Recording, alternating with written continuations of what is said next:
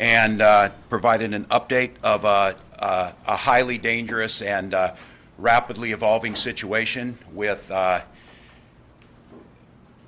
folks bent on destroying property with no regard for safety of Minnesotans, and certainly no desire to make a statement other than wanton destruction and chaos.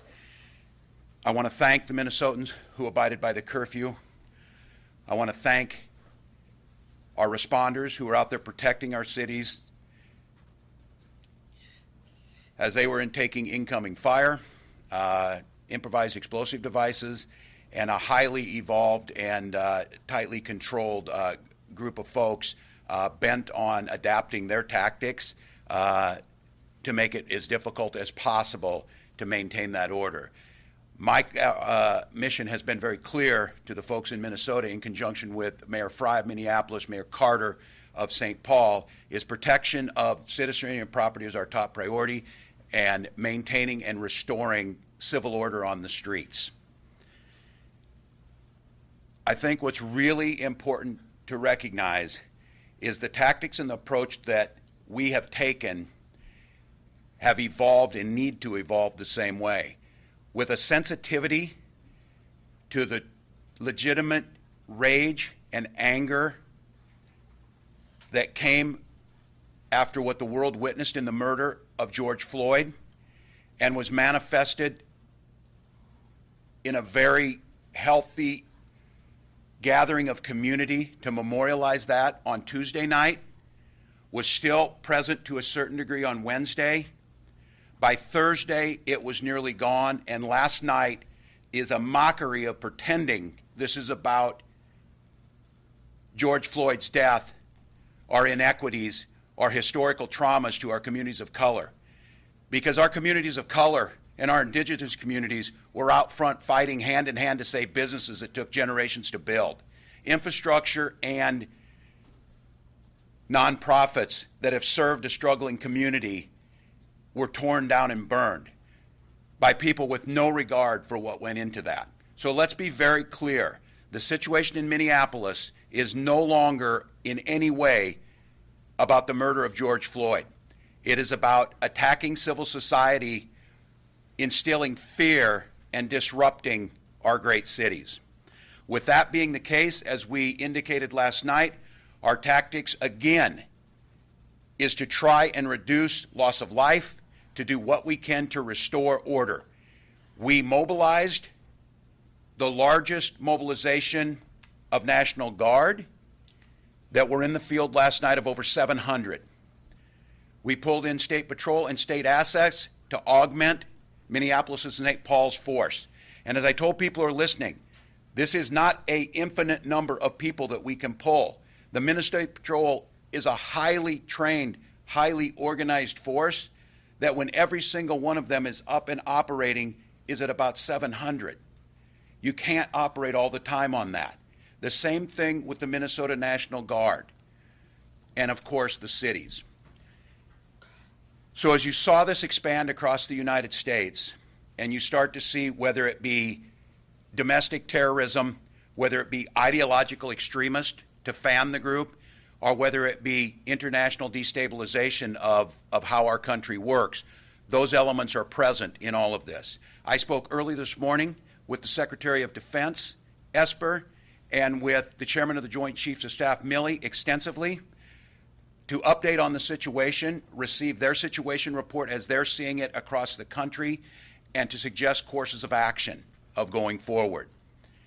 In consultation with the mayors and the resources they have, and just to be very clear as you witness this, whether it be New York or Denver or Louisville or Las Vegas, there is no mayor in America that has the resources to push back on an organized attempt to destabilize civil society with no regard for life or property.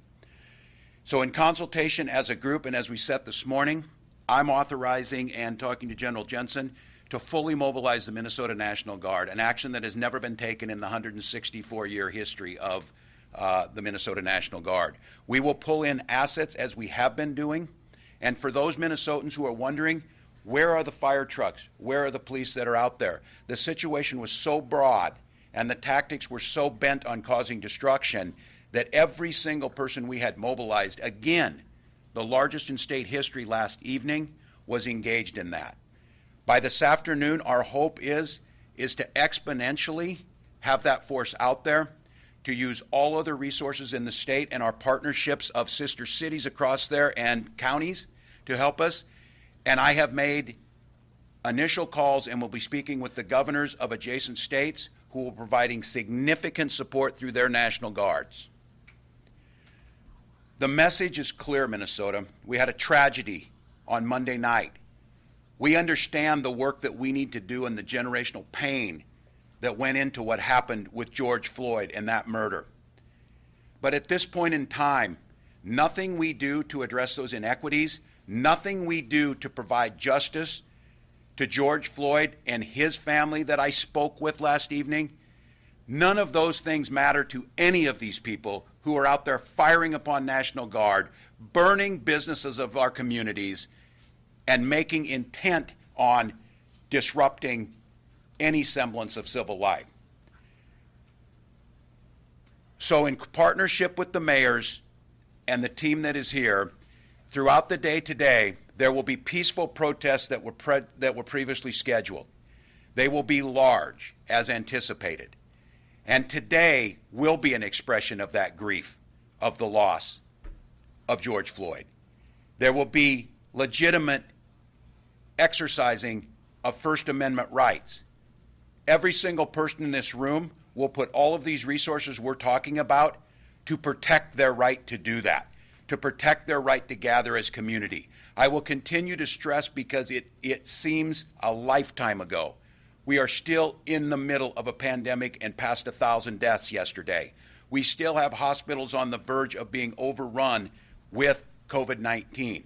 The folks that are gathering out there, and if you watch on Tuesday and Wednesday, social distancing masks. The masks last night were worn to disguise. They were not worn to try and do anything. The masks worn by people there were to cause confusion and take advantage of this situation. But the rest of us need to maintain that.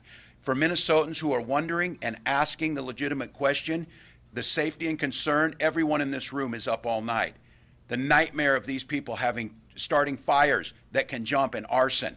At this point in time, it is nothing short of a blessing that we have not had someone killed and an innocent bystander in this. That situation can be expected to deteriorate further with these people. As you're going to hear from Commissioner Harrington, they are adapting. They are receiving information together. They are being fed by professionals in this, in professional tactics, in urban warfare. Those types of things are happening with these people. And they, again, as I said, they are getting what they want. They are getting on TV. They are seeing the images. They have the governor of Minnesota standing up here at 2:30 at night talking about how we're moving things around, and they're getting what they wish. But today they're going to get what they wish. They are going to have an overwhelming force of safety, security, and peace that the citizens of Minnesota and our surrounding neighbors are going to provide to that. They are going to see a coordination to the best of our ability to make sure that this stops and it ends. That is going to happen, and I'm speaking with governors across the country who are in the same situation, trading information. Many cities are where we were on Wednesday night, and they're expecting to be where we were on Thursday night. And that is a situation that must end. So, Minnesotans, this is a challenging time. Our great cities of Minneapolis and St. Paul are under assault by people who do not share our values, who do not value life and the work that went into this, and certainly are not here to honor George Floyd. And they need to see today that that line will stop and that order needs to be restored. With that, I want to welcome up Mayor Jacob Frey, the Minneapolis mayor, and someone who from the very beginning saw this before any mayor in the country and requested National Guard support earlier than any mayor in the country, and now this situation is requesting the next step of full mobilization. Mayor Frey.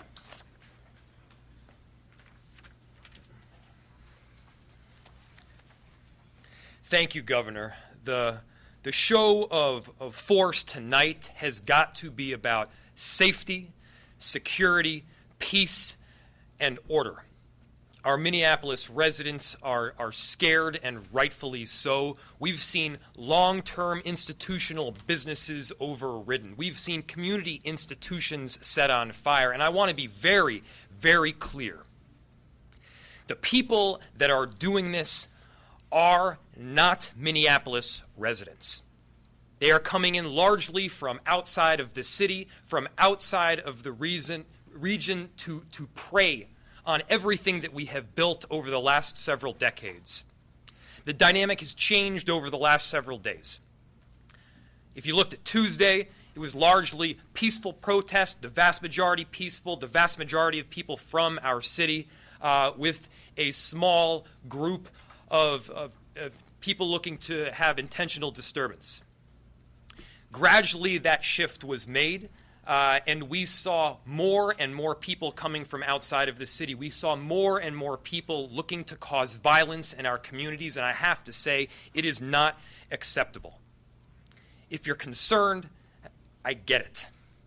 If you have family members or friends that are even considering protesting, this is no longer about protesting.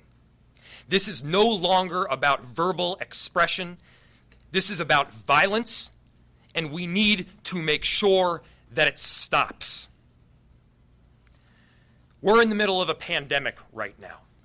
We have two crises that are sandwiched on top of one another. In order to make sure that we continue to have the necessary community institutions, we need to make sure that our businesses are protected, that they are safe, and that they are secure. So to our Minneapolis residents, we are with you. We will be mobilizing the largest force that has ever come forward in the state of Minnesota history to help. We understand that you're concerned. We want to be there for you. Thank you. Thank you, Mayor. Mayor Carter. Thank you, Mayor Fry. Thank you. What we're experiencing right now is one of the most heartbreaking weeks in American history, certainly in Minnesotan history. We woke up at the beginning of this week to, as we all know, a disgusting, disturbing video of Mr. George Floyd being wrongfully killed. He was unarmed. He was not aggressive. He begged for his life. He called for his mom. And bystanders screamed, "This man is dying." And over the course of a 10-minute video, we see the life squeezed out of Mr. Floyd. Anger over his death is understandable. Sadness, pain, heartache, frustration is legitimate. We have in our community right now an enormous number of people of all ages, of all races, of all backgrounds, who agree that Mr. Floyd should still be alive. We have in our community an enormous number of people of all ages, of all races, of all backgrounds, of all neighborhoods, who are looking to see not only one, but all four of the officers involved in his death be fully held accountable. We have an enormous number of people in our community who are heartbroken by the fact that the name George Floyd does not stand alone in history, but that it joins a too long and too rapidly growing list of names of unarmed, unaggressive African American men who've lost their lives wrongfully at the hands of law enforcement. And the frustration that time and time again we've seen no one held accountable. We have an enormous amount of legitimate frustration of people who ask, when? How long will it take? People who ask, how egregious does it have to be? People ask, how blatant does it how well documented does it have to be for someone to be held accountable for George Floyd's murder? That frustration, that pain is real and it's legitimate.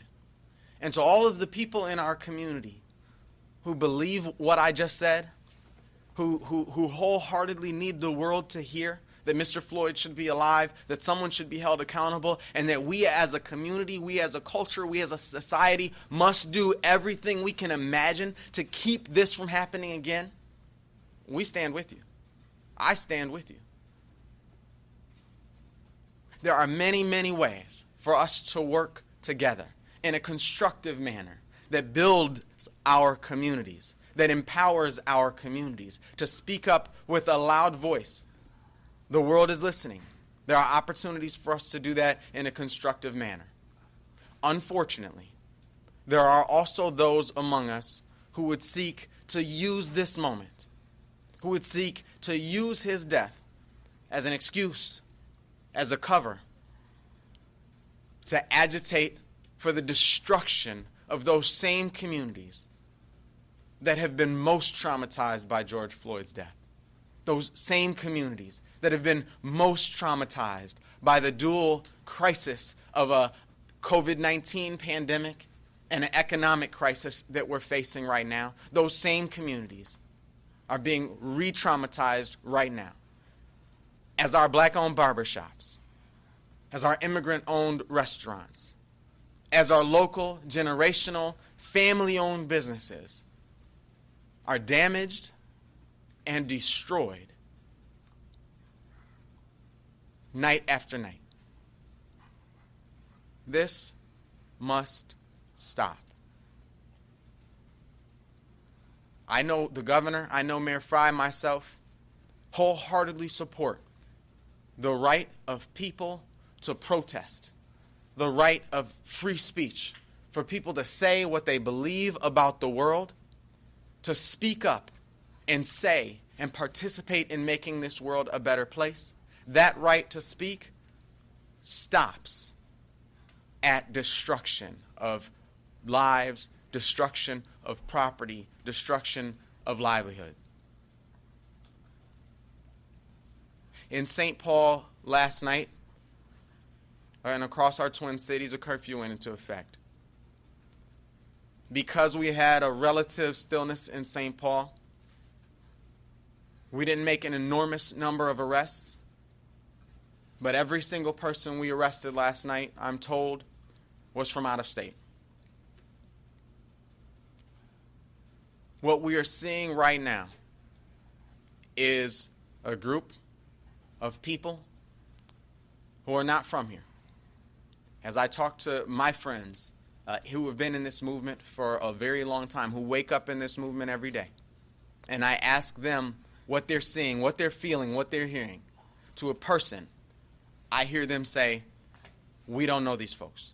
We don't know these folks who are agitating. We don't know these folks who are inciting violence. We don't know these folks who are first in to break a window.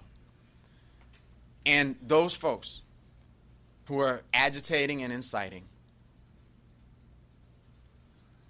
are taking advantage of the pain, of the hurt, of the frustration, of the anger, of the very real and legitimate sadness that so many of our community members feel, to advocate for the destruction of our communities. I echo the governor's statements, I echo the mayor's statements, in that our police officers, our firefighters are facing something they've never faced before. That alone would be very, very difficult to address. One thing that I've learned about the world, about Minnesota, and certainly about St. Paul, is every time ugliness raises its head in our community, the beauty of community, that beautiful spirit that Paul Wellstone once spoke about when he said we all do better when we all do better, arises. Across the Twin Cities yesterday, across St. Paul yesterday, we saw countless neighbors show up for each other. We saw people show up with a broom and a bucket, a rag to clean, and just work together. They weren't cleaning their cousin's store or their uncle's store. They were just coming to help each other, to clean up our city. Over the last couple of months, thanks to the fact that we in Minnesota have a governor who took strong action early to protect Minnesotans in this pandemic crisis, we showed that togetherness by staying home. We showed that togetherness by honoring the stay-at-home orders that our governor has executed. And those efforts resulted in saving lives in our community. Right now, today, this week in Minnesota, we must show that same sense of togetherness. We must show that same sense of unity. We must show that same sense of community and cohesion as we stand forward to say, we will not accept the brutal killing of unarmed black men. We will not accept George Floyd's death, and we will not accept the destruction of our communities either. Those two things, those two values, those two goals are not in competition. They're not in conflict with one another. Actually, they're one and the same.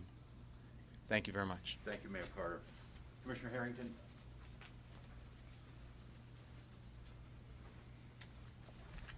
I'm John Harrington, the Commissioner of the Department of Public Safety. The Department of Public Safety was given the mission by Governor Tim Walz to restore order and to maintain and keep the peace. We have assembled the largest civil policing authority in the history of Minnesota. I've been in policing for 40 years, and there has never been a time when I have had as many officers, deputies, and state law enforcement officials come together for a single mission. We are working together under a unified command to make sure that we can be out there to keep the peace. But I will tell you that we have seen a change over the last couple of days. We have seen from the earliest demonstration, which were peaceful demonstrations that were largely demonstrations where people were trying to express the horror and the trauma of having Mr. Lloyd's life snuffed out.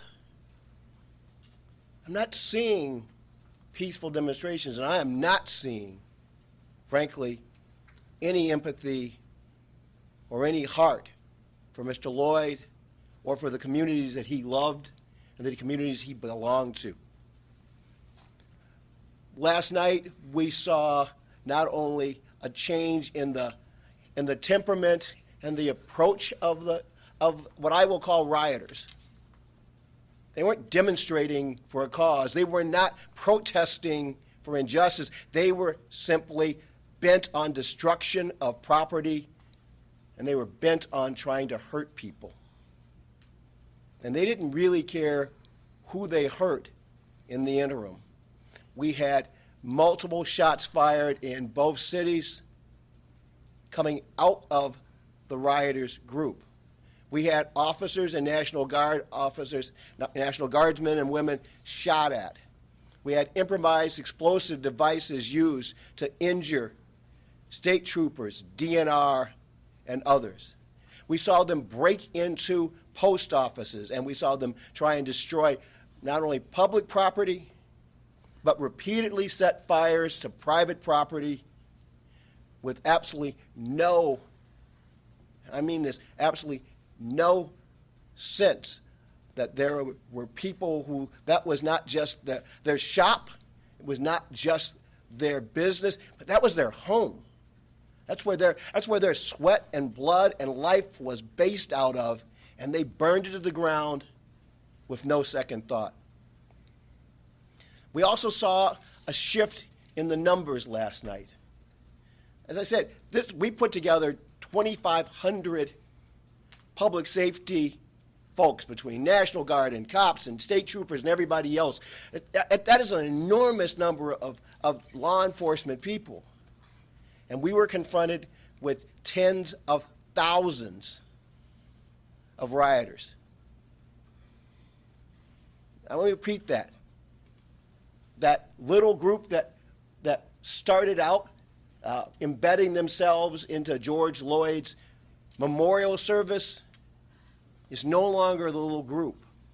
It is, in fact, the group that is throwing projectiles, throwing batteries, firing into crowds, and setting fires and attacking firefighters, EMS, law enforcement, sheriff's department, and National Guardsmen as they seek to provide safety in our community. We have watched these groups grow both in brazenness, and we've watched them also grow in challenging approaches that we have had to adapt to.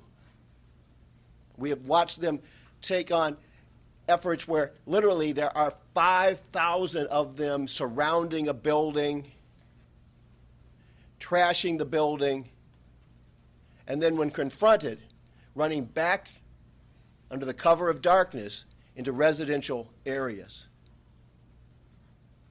We have watched them try and destroy downtowns, and it's hard to drive through one of our downtowns without seeing the plywood that's up, whether it was as a preventative measure or simply to patch the holes that they had punctured into the buildings that support and are the anchors of our downtown areas. We are adapting to their tactics. We have made more arrests virtually every day, and we have focused on the fact that as this is not a protest, where this is not a demonstration, while that we will always, and I repeat, always respect everyone's First Amendment rights, those rights stop at the end of a Molotov cocktail thrown into an open business. Those rights stop at the point that you loot the liquor store in the neighborhood. Those rights stop when you loot the gas station, the little mom and pop gas station in a neighborhood. And Minnesota Public Safety and Minnesota's National Guard are gearing up. We are getting bigger, and we are changing our approach because this is intolerable, and we are coming to stop it.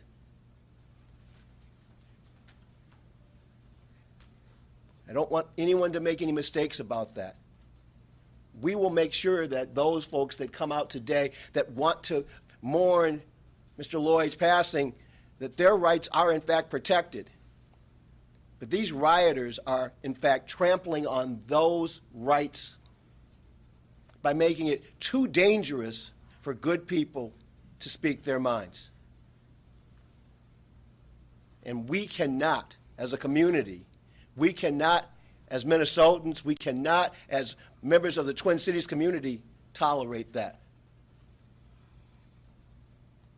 So you can expect to see law enforcement, the National Guard, from state, county, and local in lockstep tonight, preventing, responding, rescuing, and repelling attacks on our businesses, on our personal safety, and on the personal liberties of the Twin Cities area. At this time, we'd introduce General Jensen, of the Minnesota National Guard.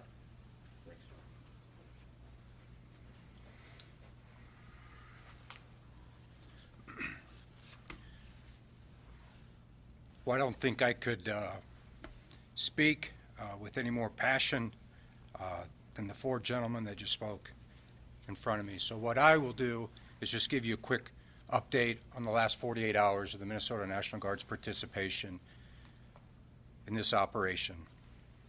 24 hours ago, we had approximately 400 guardsmen on state active duty in support of the governor's executive order. As mentioned by the governor yesterday, we reached a peak that the Minnesota National Guard had never been at before. Over 700 soldiers and airmen mobilized in support of the governor's executive order. And while it was the largest mobilization, and as Commissioner Harrington described, the largest law enforcement operation in Minnesota's history, it was not enough. Early yesterday, we began mobilizing additional soldiers. And we expect by noon to have 2,500 soldiers and airmen mobilized and in support of the governor's executive order. But that's not enough. The governor just announced the full mobilization of the Minnesota National Guard for the first time since World War II. What does that mean? It means we're all in. We're all in with the two mayors to my left, their citizens, their communities that they represent. And we're all in to the two law enforcement professionals to my right, supporting them to ensure we bring stability and peace back to our two great cities.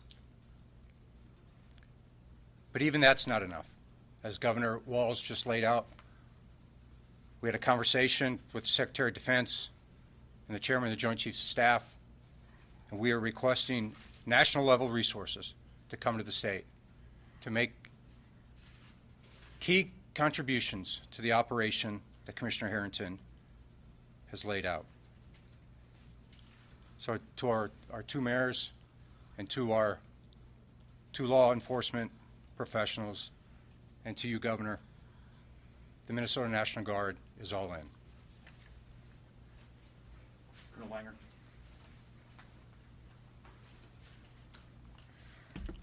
Thank you, Governor. I don't intend on rehashing the ground that has been covered by all the folks up here saying the important things they said, but I do stand here as Chief of the Minnesota State Patrol to say that we have done something that we've never done in the history of our organization all the way back to 1929 in terms of the mobilization of our state troopers from all across Minnesota that have come to the metro area to do whatever we can to get back to what we believe in as an organization and as the Minnesota State Patrol, that we reflect our core values of respect, integrity, courage, honor, and excellence. That's who we are, and that's who we believe Minnesotans are too. And our job is to get out there in the middle of the mission that we're confronted with right now, to stop the criminal behavior that we have been seeing and to prevent the criminal behavior that we regretfully anticipate we will see tonight and into the near future. We're working as hard as we can because I've heard from plenty of Minnesotans that they don't like what they see. They don't think that what is going on represents who we are in Minnesota, and they want to help. So we need your support. We need your prayers. And we need your thoughts as we work as hard as we possibly can to get Minnesota out of this current situation and stabilize so that we can move forward and make the state what we believe it should be, one that is safe for every single person who lives or visits this wonderful state. Thank you. Thank you, Colonel Langer. Minnesotans, before I take questions, I think you got an assessment of what's on the ground. I am certainly not going to make light of the seriousness of where we're at. For those who are wondering if we were timid or something happened, I think you need to understand, even going into last night, this was the largest force and exhausted much of what we had going into that. The professionalism and the tactics were by the book.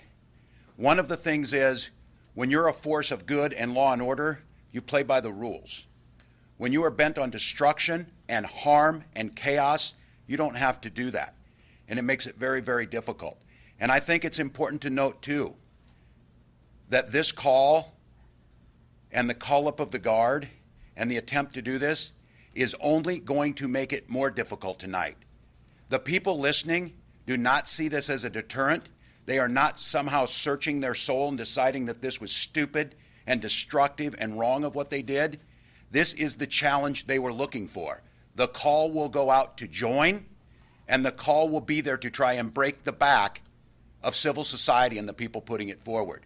So Minnesotans, I'm not telling you and trying to make this any lighter. This is going to be very difficult.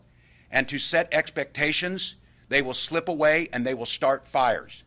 They will do that. No matter how many people we have on the ground with where they were at, our goal is to decimate that force as quickly as possible that they have, is to protect life, property, and restore that order. But they will bring everything that they have to this. So I think it is very clear, and I would make that statement, and it will use social media. They will do whatever they want to do. Our expectation is to have the curfew in place. Our expectation is to restore order. It will be a dangerous situation on the streets tonight. We will do everything in our power to restore that order that Minnesotans expect, that Minnesotans demand. But as each of these folks said, it is going to take all of us. I am grateful to our neighbors, our fellow Americans who are helping and who are sending prayers and thoughts to the fellow governors. I am grateful to the President and the administration for continuing to be on the line and offer and provide assistance when needed. And I am most grateful to Minnesotans. We built this state. We built the North Star. Everything that we believe in, these people are trying to destroy. So if you are on the streets tonight, it is very clear. You are not with us. You do not share our values. And we will use the full strength of goodness and righteousness to make sure that this ends. With that, I'd be glad to answer any questions along with the folks up here. Governor, Peter? could you be more specific about numbers? I don't think you're saying that 10,000 people have come in from out of state, or that every bit of violence was done by people who were coming in from out of state. So where did that sort of cross over from earlier demonstrations to what's going on now? And again, what kind of numbers are you talking about, and what can you share Yeah, I'll with let us these as far folks as go. intelligence? Yeah, no, it's a good question. But Peter's question is about how do we know this. And I want to just be very clear. As I said earlier in the week, this is not about saying, oh, this isn't us. It's everybody from everywhere else. We understand that the catalyst for this was Minnesotans and Minnesotans' inability to deal with inequality, inequities, and quite honestly, the racism that has persisted. I am not denying that. But what we're at right now, and we're trying to get numbers on this, and I will try, and what I'm asking the media to help us on, we're going to start releasing who some of these people are, and they'll be able to start tracing that history of where they're at and what they're doing on the dark web and how they're organizing. But I'm not trying to say that. I think our best estimate right now that I heard is about 20% is what we think are Minnesotans, and about 80% are outside. So I'm not trying to deflect in any way. I'm not trying to say there aren't Minnesotans amongst this group. We know that we have folks that may not be there too. But the vast majority right now, and I think the difference is, and this is where Mayor Carter, Mayor Frey spoke eloquently on this, our heart and our solidarity are with folks who understand what happened Monday night to George Floyd. Must see justice, and we must fix. But these folks are not them. So that's a good question, and we'll get more data. Peter, you want to follow up on that? All right. Yes, sir. Ewan Kerr from Minnesota Public Radio. I mean, who are these people, and what's happening right now in terms of you going after them? Yeah. John, you want to talk about that? As we've begun making arrests, we have begun analyzing the data of who we've arrested and begun actually doing what you would think is almost very similar to our COVID. It's contact tracing. Who are they associated with? What platforms are they advocating for? And we have seen things like white supremacist organizers who have posted things on platforms about coming to Minnesota. We are checking to see, do the folks that we have made arrests on and that we have information, are they connected to those platforms? We have seen flyers about protests where folks have talked about they're going to get their loot on tonight. And we're checking to see, are they part of an organized criminal organization? And if so, what is that organization, and how are they organized? We have been working with both our state, our county, our local, and our federal partners to start looking at issues around, is this organized crime? Is this an organized cell of terror? where do these folks, where's the linkage is what we're doing. And so we are in the process right now of building that information network, building that intel effort so that we can link these folks together, figure out what the organizations that have created this, and then just understand how do we go after them legally.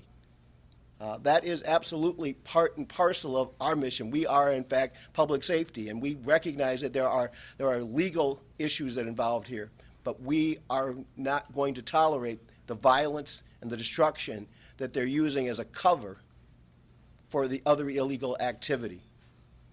If I could follow up, you said you're going to release names, you're going to release information. How will that happen? What form? I expect that we're going to be able to release some of the names of those folks that have been arrested and some of the background information that we have pulled together, and we hope to be able to do that today. I think putting that in the media, too, is the help on that. And the frustration we feel about who are they, why do they do this, and it was one of the things I've asked them to get this out clearly. Next question, please. Can you talk a bit more about your conversation with Secretary Esper this morning and what we might expect in terms of federal military assistance? Yeah, this is the second conversation in 24 hours with Defense Secretary Esper and Chairman of the Joint Chiefs of Staff, Milley. I was joined on that call by our leadership team, General Jensen being the lead with military affairs. We're looking at what are the resources they have. Is there signal intelligence that we can get from them? Are there things that they can provide us? And then talking about the mechanisms that we use in the National Guard. I think it's really important, again, for folks to think about the uniqueness of our nation of protecting civil liberties is to make sure that civilian control of the military, and especially inside the United States, is carried out by civilians, by citizen soldiers, by National Guard. This goes back to 1804 and the Insurrection Act, and when we redid it in 2007. I was the lead author of it in 2007, so I understand very clearly the militarization of a civilian population is a deep concern. That's why we're accessing, and they're helping us access all these assets through the National Guard and our surrounding states. They also were able to provide their intelligence support of what they're seeing, what they're signal intercepting. They have, obviously, from NSA and others, massive support to be able to see who these operators are. And I think for Minnesotans, as you saw this, and it's been 48 hours playing out, just thinking about this, the wars that we fought to protect our nation, the war on terrorism, all of that, over the last 72 hours, these people have brought more destruction and more terror to Minnesota than anybody in our history. That's who we're up against. When you see them out there wearing a T-shirt or a baseball hat and walking down, that is not who they are. That is not who this is. And so I think it's very clear to change your mindset as we're changing ours and keeping that line again of the respect for peaceful protesting. It has morphed over the last 48 hours to something very different. Yes? The curfew did little to stop the destruction that happened last night. You're talking about how you're going to change tactics and the amount of law enforcement that you have here, yet we have crews out all night. We didn't see law enforcement till well after 11 o'clock. Yeah, and it's a question I brought to you. It is a sheer numbers. I mean, this is never, there were more law enforcement, and they were actively engaged, as they would tell you, like no time in the 90-year history of that. That's how big this was. One of the things about a curfew is, much like I continue to say, civil society is not maintained just by laws and the threat of punishments. It's maintained by the sense of a social compact that we share the same values. What the curfew does is it gives us a legal authority to make the arrests of people who are out there, to start separating that. So I would just be very clear to people tonight, what I believe, and I think setting the expectations on this, what you've seen in previous nights, I think, will be dwarfed by what they will do tonight. And if you are an innocent bystander going out there tonight, you will be swept up in this. We will do the best. But thinking about the logistics of arresting someone who is in a force, wants to break the line, and what we're talking about is, under the tactics that they use, if we step into a crowd who's someone who threw a Molotov cocktail at us, the minute you do that, they're surrounding those folks. They're making sure and they're cutting us off. They're trying to escalate a situation where deadly force is used, and then chaos ensues. So the question about, are you out there, have you put enough on there? Just to be very clear, the mayor of Minneapolis requested National Guard support earlier than anybody in the country. National Guard was mobilized at a level unseen in Minnesota history by Wednesday morning. The forces on the ground last night were dwarfing anything we've seen from riots, from the Hormel strike, going back in Minnesota history. So you're seeing the sheer numbers of where the protesters were at, and that is our job and what we're doing today to pull in all these resources. But just to be very clear, those who say federalize and bring them in, you're talking about 400 people under that scenario, and also fundamentally changing how we go about policing and striking that balance. So if it were the case, throw everything at this, send out 100,000 people and go out and arrest every one of these people, that's the situation you would see on the streets. So there has to be tactical. It has to be with the support. We have to get the help from the public to making sure that if you are not involved in this, and what I would ask today is, if you know where these people are sleeping today, let us know and we will execute warrants.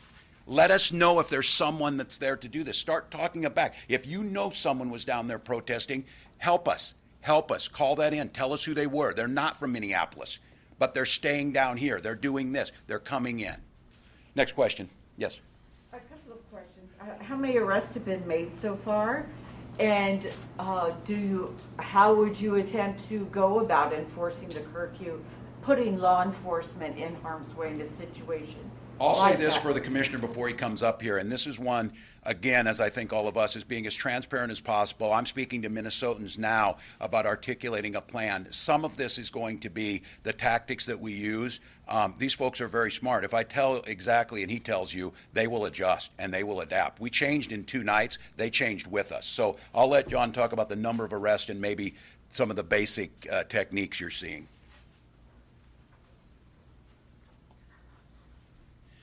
On the St. Paul side, as best, and these are all preliminary numbers, we had around 20 arrests made on the St. Paul side. Over half of those were for burglary, and when we talk about burglary, if you can think about those grocery stores and those Walgreens and all of the liquor stores and the pharmacies that have been broken into, as you look at all the plywood that's up and about, they were significant numbers for burglary, and then there was about a third of that total was for curfew violations in addition to that. On the Minneapolis side, I believe there was, once again, close to 20, I think between 15 and 20 there. And once again, much of that was for curfew violations and or for destruction of property. So that's the numbers we have so far. We recognize that that's only essentially St. Paul and Minneapolis. We really need to get both Hennepin County booking numbers, Ramsey County booking numbers, and we recognize that as there were fire bombings done throughout the metro area, that we actually we're going to have to tap into Washington, Dakota, Anoka County also, because we understand that they also had crimes committed in their jurisdictions. Do the mayors agree that anyone out tonight after 8 o'clock is aiding and abetting these folks and providing cover for these folks? And are you telling legitimate protesters to not help provide cover? Peter, I didn't catch the second part of your question there. Are you telling folks in your cities that they are providing cover for this activity when they are out after curfew, and that they should stop doing that? Yes, by being out tonight, you are most definitely helping those who seek to wrong our city. And let me be clear about this curfew. The people in our city, the residents of Minneapolis, they are not abiding by the curfew because they don't want to get arrested. They're abiding by the curfew because they understand that it's the right thing to do for our city. Londoners during World War I and World War II didn't turn off their lights because the government told them to. They turned off their lights because they recognized it was the right thing to do for their city and in their country. And that's exactly the same thing as to what we're seeing right here. And let me be clear about the numbers that we've seen. Early on, there were so many questions about why don't we just arrest our way out of this on Wednesday and Thursday. And why don't we have an officer placed at each and every business? If we were to place an officer at all of the businesses that we were seeing getting attacked and looted, it would be one officer facing, in some instances, 100 people coming in. If they were to arrest one, the other 99 walk right by. We certainly don't want to incite additional violence by triggering some form of force, And so this became a very difficult situation that was not about planning or strategy, but about math. I want to be very clear. We did not have the numbers early on. This was about math. On Wednesday afternoon, I called the governor as soon as I heard from our chief, Arredondo, and requested assistance from the National Guard. We are very appreciative to have those resources. We definitely need the numbers because we can't do it alone. And now that we do have a very concerted and unified contingent right now, and so tonight, yes, most definitely abide by the curfew. We'll need everybody complying. If I can ask, Mayor Carter to respond to that. Sure. Yes, thank you. I think we've all made the distinction that there are people who are seeking to peacefully protest, and there are other people who are agitators who are seeking to agitate and incite violence. The problem that we're hearing from a lot of our friends who have been in the movement here in Minnesota for a very long time is that you have somebody who will go forward and break a window or try to start a fire or something, and as the governor mentioned, then go run back behind the people who are trying to peacefully protest and use them essentially as human shields. And so, I hear people saying, the curfew didn't work to stop the incidents that happened last night. To be clear, I don't think there's an expectation that people who are here from out of town to incite violence are going to say, oh, shoot, we can't go out there because the mayor implemented an 8 o'clock curfew.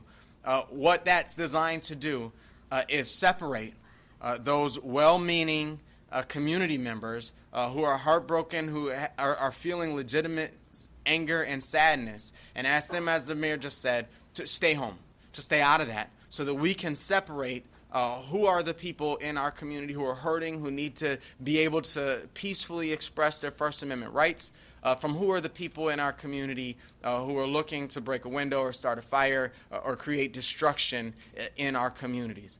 So I would echo exactly what the mayor just said. Just by virtue of being out in that space, just by virtue of being a part of a crowd that the people who would hope to destroy our communities can hide in, that, yes, would be aiding those who are attempting to destroy our communities. That's the purpose of the curfew. Thank you. We will gather at noon. I would ask this before we go. We'll gather at noon. 1 second, please. We'll gather at noon with civil rights leaders, members of this movement, folks who understand this clearly, and have them speak to you, too, about this very question. I'm sorry. Please go ahead. one more follow-up question, very important if possible. When you talk about full mobilization, how many National Guard troops are you willing to accept, have you asked for? Can we get specific? This might be a distinction on when you're in the Guard and when you're ready to deploy. Yeah, we have approximately 13,200 Minnesota Guardsmen. Now, all of them are not qualified to be fully mobilized because they haven't conducted basic training or their military occupational skill training. But when the governor tasked me this morning with full mobilization, his expectation is that every soldier and airman, regardless of job, of military job, is available for this operation. So at this time, I don't have a number to give you. The top end, as I mentioned, 13,200. The bottom end is where we are right now, 2,400. So it'll be in between those two numbers as we work through this. Thank you. Last question. So the president has offered federal troops to come in. Has he been consulted with you on that, and are you going to accept it? And what kind of a precedent is that going to set? Yeah, and that was going back to an earlier question, the question of the president offering that. And this has happened before, of where they put their 82nd Airborne and some of those on readiness. Yes, we've been consulted early. I spoke to the president himself 2 days ago. Have spoken twice with Secretary Esper and Joint Chief of Staff Chairman Milley, along with the guidance of General Jensen, about what that would look like. As I said earlier, the resources there provide us in material resources. There is a mechanism with the National Guard, which we are relying on, which is quicker and better and much easier to do, is to rely on our state partners around us to provide that. Federal troops, again, not from the community, and I think for people to think about this, they're not talking about mobilizing the entire United States Army. We're probably talking in the neighborhood of several hundred. We can get more troops quicker than that by doing this, but that is an option that was put out there, and it's support that goes with us. At this time, Minnesotans, we will be back here. We'll bring some faith leaders to talk to you about it. We have planned demonstrations today, true demonstrations, true expressions of grief, true calls to heal our community and work. We will be out there, and the folks that are here will be out there to support that and protect that and honor that right.